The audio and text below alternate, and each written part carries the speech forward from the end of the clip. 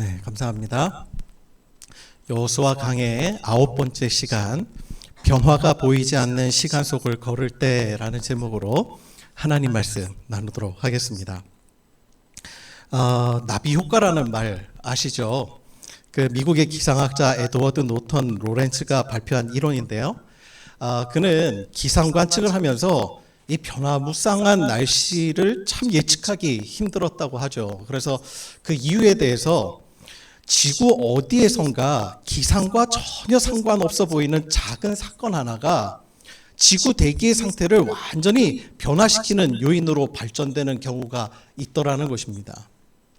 예를 들어 이 실제로 목격된 것은 아니지만 물리적 이론상으로는 나비처럼 아주 작은 존재의 날개짓 하나가 대륙을 넘어서 지구 반대편에 태풍을 일으킬 수 있는 원인이 될 수 있다는 것입니다. 이것을 카오스 이론이라고 말하는데요. 이처럼 커다란 변화에는 그 변화와 무관해 보이는 작은 사건이 발단이 되는 경우들이 있습니다. 오늘 본문이 그러한 생각을 좀 뒷받침하게 해주는 것 같아요. 오늘 본문은 우리가 잘 알고 있는 여리고 성 정복 이야기입니다. 이스라엘 백성은 이제 여리고를 정복할 준비가 다 되었죠. 자, 정복하면 뭐 해야 돼요? 전쟁을 해야 됩니다. 그런데 제가 오늘 이제 나비 효과라는 말로 시작한 것은 전쟁과 굉장히 무관한 일을 하나님이 명하시는 것 같아서입니다. 여리고 사람들이 이미 이스라엘에 관한 소문을 듣고는 기세가 꺾여 있었어요. 이스라엘 백성들이 여리고로 다가오자 여리고 사람들이 성문을 다 굳게 닫아버립니다. 여리고는 그동안 이스라엘 백성들이 거쳐온 요단 동편의 성읍들과는 차원이 다른 거대한 성읍이었습니다.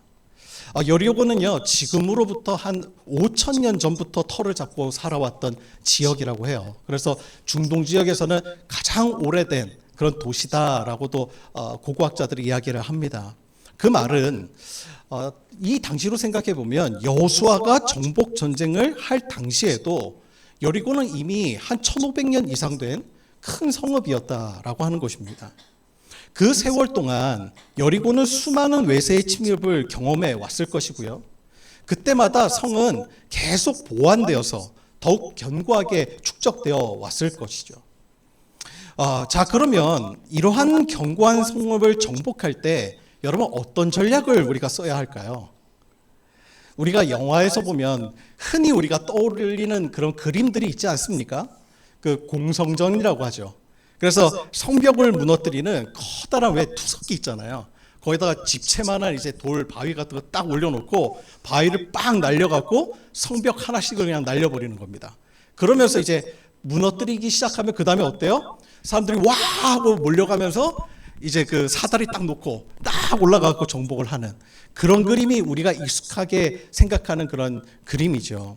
그런데 이 당시만 해도요, 그런 싸움이 없었어요. 왜냐하면 이 투석기가 처음 발명된 것이 기원전 4세기 경이거든요. 그러니까 이때로부터 한 1000년이 더 지나서야 이제 투석기가 개발된 거예요. 그래서 이때는요, 그러면 전략이 뭐냐면 하나입니다. 그냥 버티기였어요. 버티기. 성을 둘러싸고요, 상대가 항복할 때까지 기다리는 것이 당시의 일반적인 전략이었습니다. 이러한 대표적인 싸움의 예가 어디서 나오냐면 열왕기 하에 기록이 되어 있어요.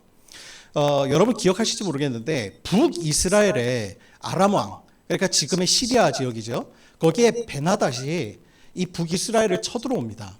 그 당시에 이제 북이스라엘의 수도가 사마리아였는데요. 거기에 베나닷이요, 쫙 군대를 둘러서 에워싸요. 그리고 버티기에 들어갑니다. 계속. 시간이 지나자 사마리아 성에 식량이 다 떨어집니다. 그리고 점점 아사자들이 속출하기 시작해요. 그때 성 안에서 벌어진 끔찍한 일을요, 이 열왕기 하 6장에서 기록하고 있는데 보니까 두 여자가 와서 싸워요. 왜 싸우나 봤더니 한 여자가 이렇게 얘기해요. 아니, 저 여자가 오늘은 내 아들을 잡아먹고 내일은 자기 아들을 잡아먹자고 해서 자기 아들을 어제 다 삶아 먹었다는 거예요. 근데 다음날 이 여자가 자기 아이를 숨겨버렸다는 겁니다. 그러면서 막 분노하는 거예요. 이런 말도 안 되는 끔찍한 일이 이 당시에 벌어졌다는 거예요. 이게 바로 고대 전쟁의 보편적인 방식이었어요. 누가 먼저 포기하고 항복하느냐에 달린 거죠. 보통은 이제 포위된 성읍에서 항복하는 경우도 있지만요. 이 포위 한 대에서도 이렇게 포위 한쪽에서도 포기하는 경우가 있어요. 어떤 경우냐면 이제 성읍 안이 이제 자급자족도 되고 특히나 샘이 터져 있는 그런 물이 확보가 되면요. 그러면 이게 버티게 들어가기가 쉽습니다. 그러다 보면요. 포위한 나라의 입장에서는요. 전쟁 물자를 계속 날라야 되잖아요. 그러한 비용도 있죠. 그리고 자기의 성읍을 오랫동안 비워두면요. 안보 문제가 또 생기잖아요. 자기의 성읍 안에. 그러니까 야 저기는 도대체 야 우리가 정복 못하겠다. 그리고 포기하고 돌아서는 경우들도 있더라는 거예요. 여러분 다윗이요. 왜 이스라엘 백성들에게 큰 지지를 받았죠? 가장 결정적인 사건이 있었어요. 이 예루살렘을 정복해서 그렇습니다. 그 예루살렘은요 본래 이 베냐민 지파가 분배받은 땅 아닙니까? 그런데 그들이 원래 거기에 예루살렘 성에서 살고 있던 여부수 족속들을 쫓아내지를 못해요. 그거에 실패합니다. 그래서 여호수아 때부터요 이 다윗 때에 이르기까지 거의 한 400~500년 동안요 거의 정복을 아예 못했습니다. 그곳에 여부수 족속이 살았는데 예루살렘이요 가보면 완전히 천혜의 요새예요. 그 산 위에 예루살렘이 딱 있는데 양쪽으로는 깊은 골짜기가 있습니다. 그러니까 기드론 골짜기, 한쪽에서 이제 흰놈의 골짜기이죠. 그러니까 이거를 통과하려면 산 위에서 저 깊은 골짜기로 내려갔다가 올라와야 되는데 뭐 다 보여요. 위에서 보면 예루살렘 성에서는 정복하기가 정말 어려운 곳이에요. 그러니까 오죽했으면요 여부수 족속이 뭐라고 이야기를 하냐면 이렇게 얘기를 해요. 야 너희가 아무리 쳐들어오려고 해봐라. 야 우리 민족 중에 소경이나 절름발이가 너희들과 싸워도 이길 거야. 이렇게 조롱까지 한 거예요. 그런데 다윗이요 이 천혜의 요새였던 예루살렘 성을 정복할 수 있었던 이유가 참신해요. 가만히 보니까 이스라엘은 지형적으로요 물이 되게 귀합니다. 이스라엘 전체가. 그런데 특히나 예루살렘에는요 샘이 딱 하나밖에 없어요. 기혼샘. 거기서만 물이 나거든요. 그러니까 당시에는요 기온샘이 예루살렘 성 밖에 있었습니다. 그래서 전쟁에 대비해서 이 기온 샘물을 퍼날라야 되잖아요. 비밀 통로가 하나가 있었던 거예요.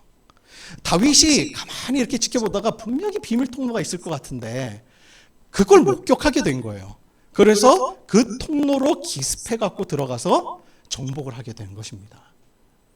나중에 우리 그 히스기야 왕 있죠? 히스기야가 이때의 그 내용을 교훈으로 삼아요. 이러한 취약점을 보완하기 위해서 히스기야가요 이 수로를 만듭니다. 기온 샘에서부터 이 성 안으로까지 수로를 파서 물을 끌어오거든요. 그래서 그 물을 끌어오는 마지막 물이 모이는 그 장소가 뭐냐면 실로암이에요. 실로암. 그러니까 기온 샘에서부터 물이 쫙 흘러내려와요. 거기를 제가 그 히스기야가 그 터널을 판 그 히스기야 터널이라고 그러잖아요. 성경에 기록이 되어 있죠. 제가 거기를 걸어봤어요. 실제로. 그러니까 랜턴 딱 갖고요. 깜깜해요. 거기를 기온샘에서부터 물이 조르르 흐르거든요. 그 물 위를 이렇게 다 걷습니다. 서늘해요. 거기가 길이가 어느 정도냐면요. 533m입니다. 그거를 땅을 다 판 거예요. 533m를. 근데 더 놀라운 게 뭔지 아세요? 기온샘에서부터요. 이 실로암까지의 이 고도차 있잖아요. 물이 흘러보내려면 차가 있어야 되잖아요. 고도차가 어느 정도냐면 불과 80cm밖에 안 돼요. 여러분 한번 생각해보세요. 여기서 제가 요 앞에서 여기까지면 80cm 뭐 안 어렵잖아요. 근데 533m에서부터 80cm면요. 정말 미세하게 깎아서 내려가야 되거든요. 왜 그렇게 깎았을까요? 물소리가 안 들리게 하기 위해서. 그러니까 기술력이 엄청난 거예요. 기술력이. 그래서 물소리가 안 나요. 실제로. 그렇게 깎아서 이 적의 포위에 대비한 전술. 그때 그렇게 구상을 한 거예요. 이게 당시에 이제 그런 전술이 보편적이었던 거죠. 이 성을 포위해서 버티는 전략은 포위한 쪽에서도 어쩌면 가장 희생자를 줄일 수 있는 방법이지만 만약 저 성읍이 자급자족이 된다면 포위하는 쪽에서 지쳐서 쓰러질 수도 있겠죠. 그래서 실제로 포위하는 전략은요, 최소 몇 달에서 몇 년까지도 걸리는 경우가 흔했다고 해요. 자, 그러면 한번 생각해 보십시다. 자, 이제 이스라엘 백성이 가나안에 입성해서 처음 맞닥뜨린 성읍이 여리고예요. 엄청 견고합니다. 그런데 만약에 여기서 시간을 지체한다고 하면 여호수아 생전에 가나안 땅 전체를 정복할 수 있을까요? 거기에서 딱 버티기에 들어가서 한 몇 년을 거기서 허비해요. 그리고 야, 이제 드디어 좀 정복됐나 보다 이러고 또 다음 성읍을 또 정복해야 돼요. 진짜 초반에 그냥 다 지쳐 쓰러지겠죠. 아무도 언제 저들이 포기할지 예측할 수가 없어요.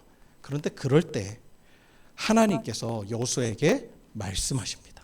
그 말씀이 바로 우리 3절에서 5절까지가 기록되어 있죠. 우리 3절에서 5절까지 우리 한 목소리로 다 같이 한번 봉독해 볼까요? 시작.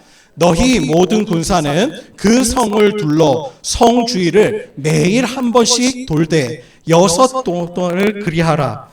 제사장 7은 7양각 나팔을 잡고 언약궤 앞에서 나아갈 것이요 7째 날에는 그 성을 7번 돌며 그 제사장들은 나팔을 불 것이며 제사장들이 양각 나팔을 길게 불어 그 나팔 소리가 너희에게 들릴 때에는 백성들은 다 큰 소리로 외쳐 부를 것이라. 그리하면 그 성벽이 무너져 내리리니 백성은 각기 앞으로 올라갈지니라 하시매. 아멘. 아멘. 자, 하나님께서 전략을 하나를 주시는데 매일 성벽을 한 바퀴씩 돌라는 거예요. 그런데 이게 총 7일을 돌 건데 마지막 날만 7번을 도는 겁니다. 자, 생각해 보세요. 계속 도는 거예요.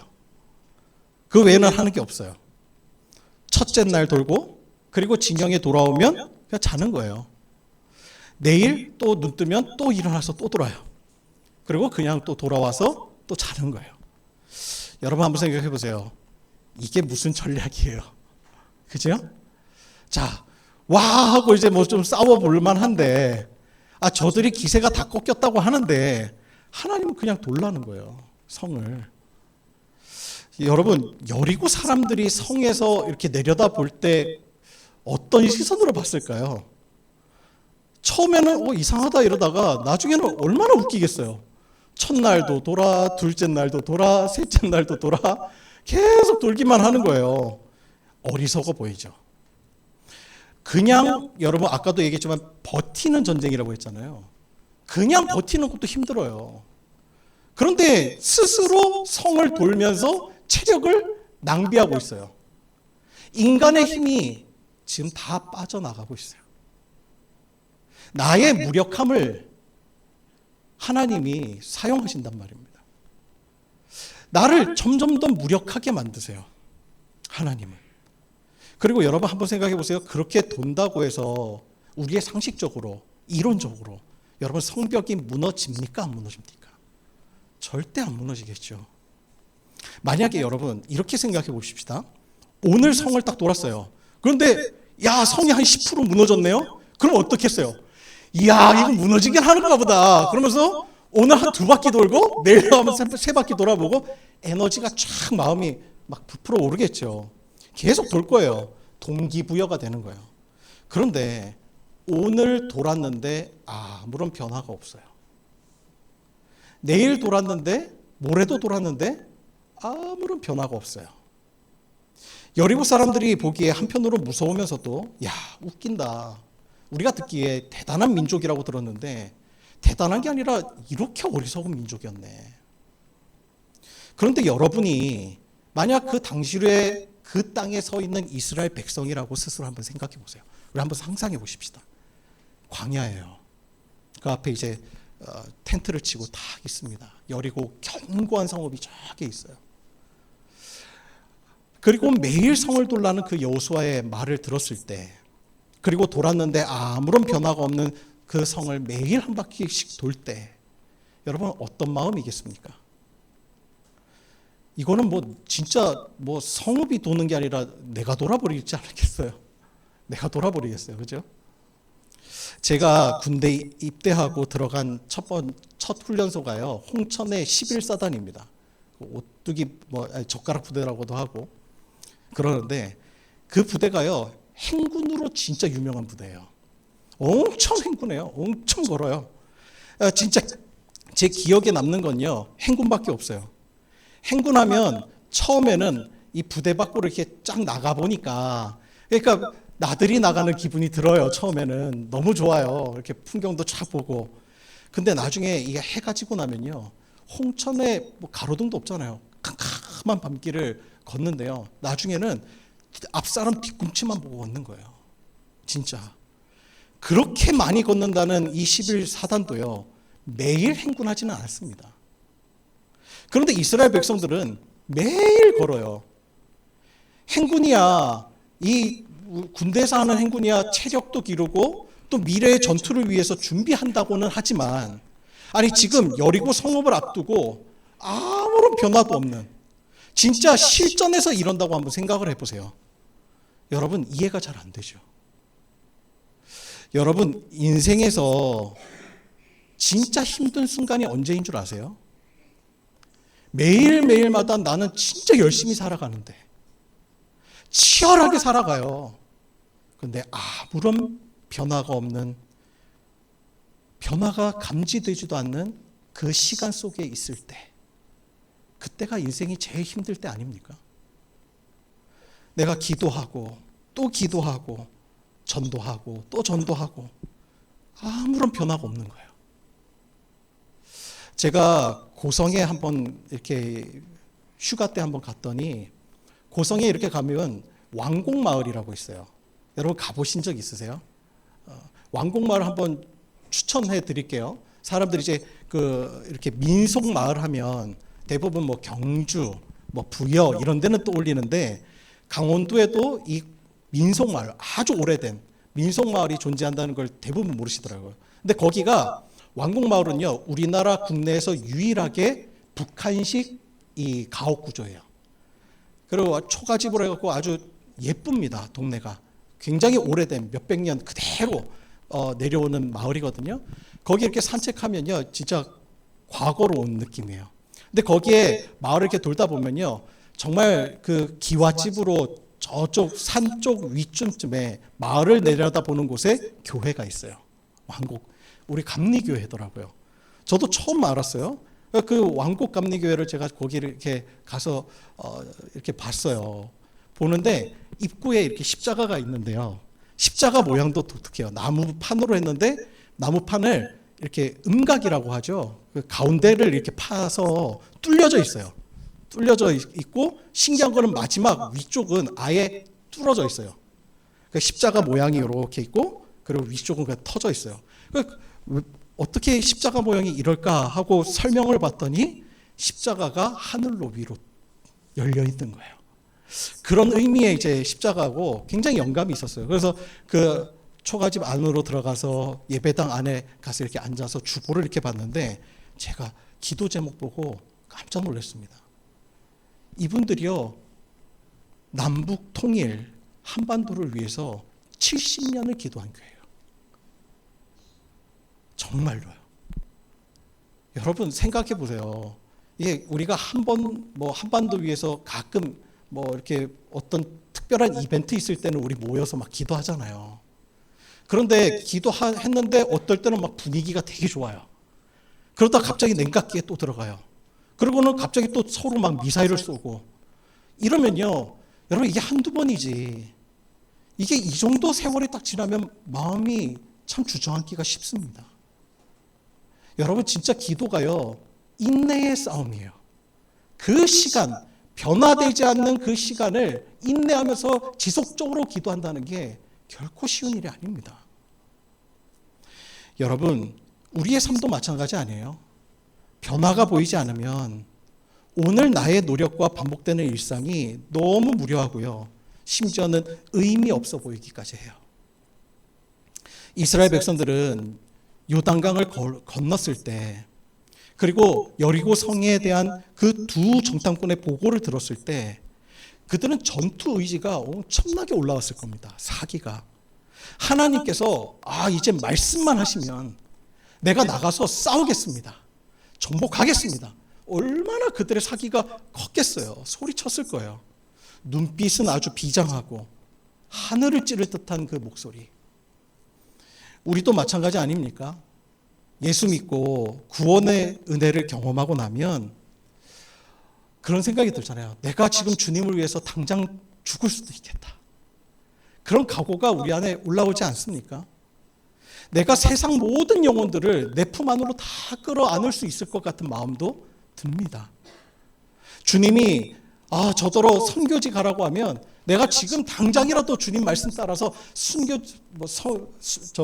선교지라도 내가 갈 수 있을 것 같은 마음이 막 들어요. 올라와요. 저 역시 그랬어요. 제가 고등학교 때 하나님 앞에 기도했던 것이 지금도 기억나요. 제가 북한 선교사가 되겠다고. 그때 그게 어떤 의미인지도 모르고 북한 선교사 되겠다고 아무튼 그랬어요. 저희 어머니가 그 기도를 그대로 간직하고 계셨나 봐요. 나중에 제가 이제 수련목 이렇게 하고 할 때 저희 어머니가 딱 그 얘기 하시더라고요. 너 그때 하나님 앞에 그 서원 기도했던 거 기억나니? 제가 북한 선교사 되겠다고 그래서 제가 캐나다로 간 거 아닙니까? 캐나다에서 공부하고 훈련받고 그 나라 시민권 따서 북한에 들어가는 게 제 계획이었어요. 죽으면 죽으리라는 각오였습니다. 그런데 북한에 가보기도 전에 캐나다에서 죽을 뻔했어요. 하나님이 꺾으신 거죠. 그리고 저는 목회자로서 당시에는 너무나 평범해 보이고 보편적으로 보이는, 그래서 소위 우리가 일반 목회라고 하는 교회 사역을 담당하는 목사로 지금까지 부름받아서 사역하고 있습니다. 제가 아는 목사님 중에는 북한 선교사로 탈북민 사역을 했던 분이 계시거든요. 근데 그분의 간증을 이렇게 들어보면 아마 가슴이 뛰죠. 나한테도 저런 간증이 있었으면 좋겠다. 그런 사역을 하고 싶었어요. 그런데 하나님께서는요, 저에게 지금의 이 길을 걸으라고 말씀하세요. 걷고 나면 내년은 좀 다르겠지. 뭔가 새로운 부르심이 있겠지. 우리 교회에 어떤 커다란 사명과 사역을 주시겠지. 그렇게 걷고 또 걸었습니다. 저는 대형교회에서 목회를 배웠기 때문에 다 그렇게 되는 줄 알았어요. 게다가 제가 원래 기획하고 행정했던 사람이거든요. 저는 기획하고 뭔가를 하는 것을 굉장히 좋아했습니다. 그럼 맡겨진 사역에서 그만큼의 성과도 있었죠. 담임을 나올 때 뭘 해야 될지 되게 난감하더라고요. 그래서 교회 부흥을 위한 기획을 엄청 많이 했습니다. 길도 내가 여러 가지 찾아보고, 그리고 우리 성남 지방에는요, 참 특이한 게 특수 사역을 하는 교회들이 참 많았었어요.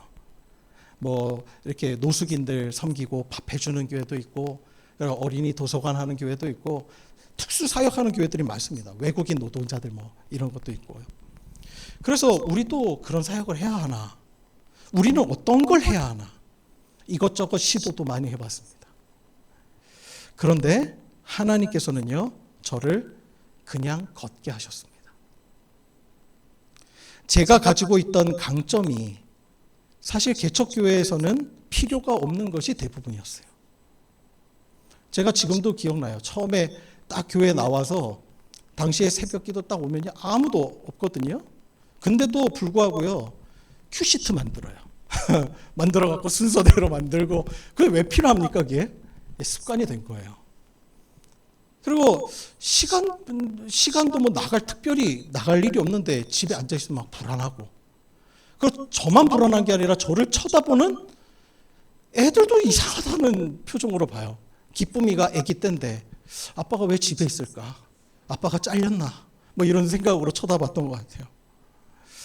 뭔가 항상 분주하고 바쁘게 살아왔던, 무언가 커다란 행사와 이벤트를 하면 뭔가 뿌듯함이 있고 가슴도 뛰고, 그렇게 하고 나면 내가 그래도 쓰임받고 있구나라는 생각이 들었었습니다.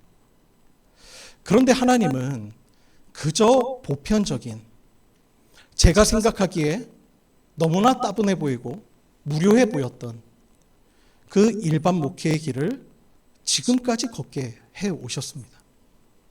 말씀 준비하고 찬양 인도하고 목양하고. 여리고 성이 무너지는 것과는 전혀 무관해 보이는, 오늘 걸어도 아무런 변화가 보이지 않는, 오늘 나의 발걸음이 의미 없는 일상처럼 보이는 순간들이 있습니다. 처음에는 두려워하고 긴장하던 여리고 사람들, 그 사람들의 비웃음 소리도 들려오기 시작합니다. 야, 뭐 저런 어리석은 짓을 다 하고 있나? 그런다고 뭐가 변화되니? 그런다고 뭐가 바뀌니? 그런다고 하나님 나라가 오니? 그런다고 세상이 바뀌어지디?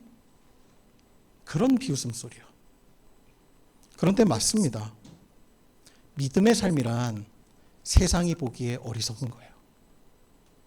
저는 제 가슴이 뜨거워지는 일, 제 마음에 보람이 있고 뭔가 큰 사건과 일을 이룰 수 있는 역할을 맡게 되고 그 역사의 중심에 서 있고 그런 변화를 느끼면서 하나님의 위대하심을 온 만방에 소리치는 그 일, 큰 부흥을 일으키는 사역자가 되는 것, 그것이 하나님 나라의 일이고 그것을 위해 부름받았다고 생각했습니다. 그런데 대부분 우리의 일상에는 그러한 대단한 일이 일어나지 않습니다. 오늘 기도하면 내일은 뭔가가 바뀌고, 그러면 여러분 얼마나 가슴이 뜨거워지겠어요? 그래서 얼마나 기도를 더 열심히 하게 되겠습니까? 그런데 하나님께서는요, 아무런 변화가 보이지 않는 그 일상을 그저 걸어내라고 말씀하십니다. 저는 지난 11년을 우리 교회에서 걸으면서 깨달았어요. 제가 가고 싶었던 길은 하나님께서 그저 걸으라는 그 순종의 길이 아니라 내가 하나님을 통해 대단한 뭔가를 이루는 나의 길이었다는 사실이에요. 우리는 그러한 소리에 대단히 익숙해져 있습니다. 세상은 대단한 뭔가를 성취하는 사람이 인간으로서의 가치가 있다고 말합니다. 그런데 어느새 그 소리가 교회 안에도 들어와 있습니다. 하나님은 우리의 일상에서 오늘 하나님의 자녀로 내게 주어진 삶의 자리를 그저 걸어가는 그것만으로 참 소중하다고 말씀하십니다. 여리고는 이스라엘 백성들이 뭔가 대단한 것을 이루어서 무너지는 것이 아니라 그저 내게 주어진 길을 순종으로 걸어낸 것뿐입니다. 그런데 그것이 여리고를 무너뜨렸어요. 우리가 몇 주 전 그런 말씀 나누었죠. 예수 잘 믿게 되면 여러분 우리에게 어떤 변화가 일어나는 거죠? 예수 믿는다는 그 증거가 도대체 뭐죠? 특별한 능력을 받게 되는 것입니까? 아닙니다. 예수를 잘 믿게 되면요, 우리에게 주어진 일상을 잘 살아내게 돼요. 오늘도 내일도 눈 뜨면 똑같아 보이는 일상이고 변화되지 않는 일상처럼 보이지만 오늘 그 길을 내가 감당해내는 그것이 의미 있는 삶인 거예요. 제가 과거에 사역했던 교회에서 청년이었다가 결혼해서 아이를 낳은 집사님을 만난 적이 있어요. 얼굴이 많이 상해 있더라고요. 육아가 힘들기 때문도 있었지만 그의 마음이 무척이나 무너져 내려 있는 거예요. 아이로 인해서 한 100일 동안은 교회도 못 나갔다고 그래요. 인터넷으로만 예배드리고, 옛날에는 사역을 얼마나 열심히 잘했는지 찬양단에서 서서 찬양을 드리고 그랬던 자신의 과거의 그 찬양 영상을 보면서 내가 이랬었는데 지금은 자신이 아무것도 못하는 존재, 하나님 앞에서 아무것도 섬기지 못하는 자신의 모습을 한탄하는 거예요. 목사님, 저 정말 교회 나가서요 섬기고 싶어요. 교회 나가고 싶어서 뭔가 제가 어린이 부서 지금 어떻게 지내고 있는지 정말 궁금해요. 좀 나가서 뭔가를 하고 싶은데 하나님 위해서. 그런데 매일 눈을 뜨면 똑같은 일상이에요. 처음 해보는 일이죠, 다. 아이의 기저귀를 갈고 젖을 먹이고 재우고 청소하고 젖병을 삶고 빨래하고, 그러면서 그런 이야기를 해요. 이 아이가 내 새끼니까 내가 키우죠. 남의 새끼면 정말 못 키울 것 같아요. 자기는 사회적으로 도태되고 몸도 약해져 가는 것 같다고, 쓸모가 없어지는 것 같대요. 그러던 중에 그분이 설거지하면서 찬양을 이렇게 부르던 어느 날에, 우리 잘 아는 그 찬양 아시죠? 내 이름 아시죠? 그 찬양을 불렀대요.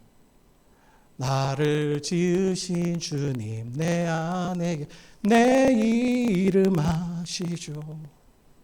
그거를 설거지하는 내내 1시간 동안 한 몇십 번을 부른 것 같대요. 계속해서 반복해서 부르는 거예요.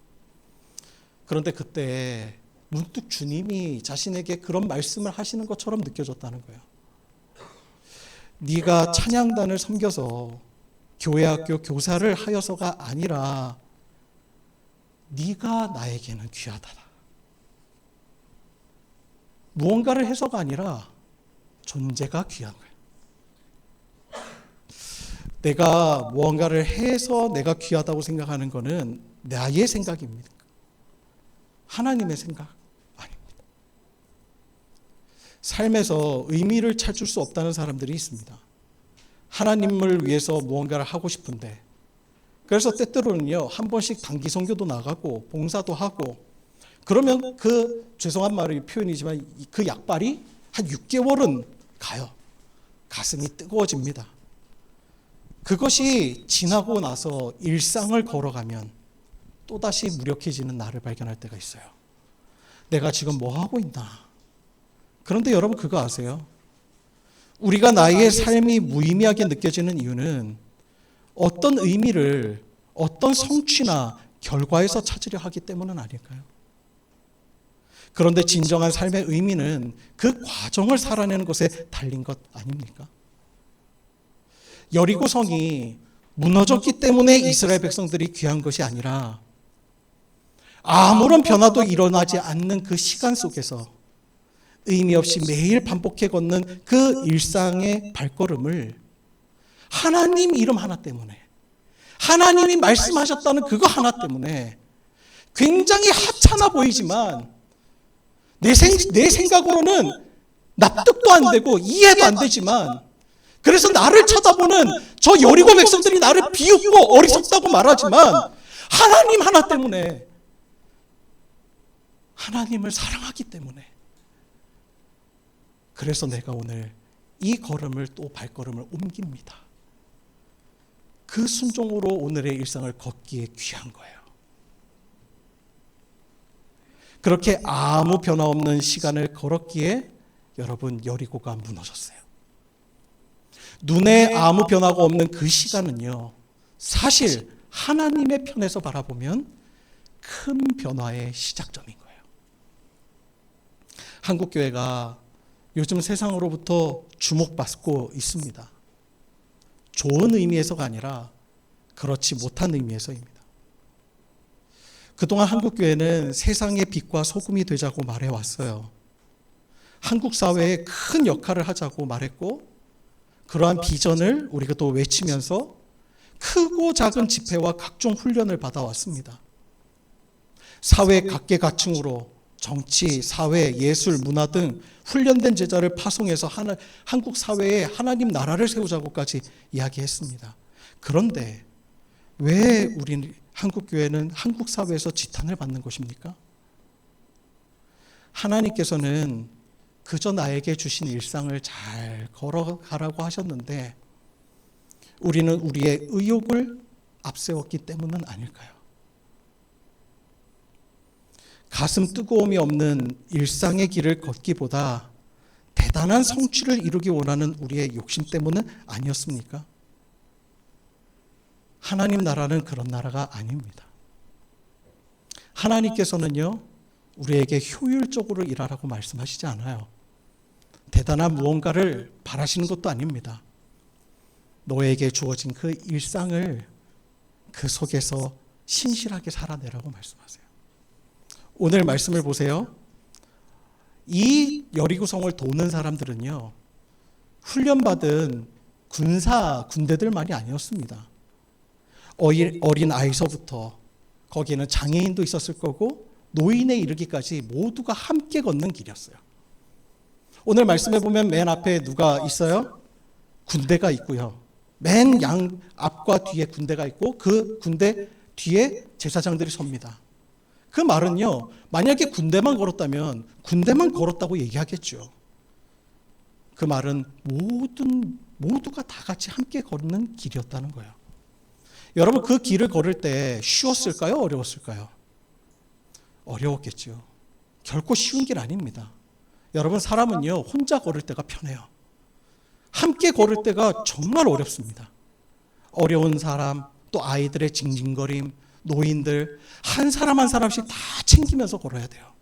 그런데 하나님은요, 누구 특별한 어떤 한 사람에 의해서 여리고성이 무너진다고 말씀하시지 않아요. 우리가 믿음으로 하나님의 길을 각자의 속도에 맞추어서 걸어낼 때 하나님의 역사가 이루어진다고 말씀하시는 거예요. 우리에게는요, 각자의 속도가 있어요. 그리고 각자의 맡겨진 일들이 있습니다. 그 일 가운데 나의 속도대로 하나님의 역할을 맡아서 살아가는 그 일이 오늘 하나님 나라 도래하는 그 시작점이 되리라 저는 믿습니다.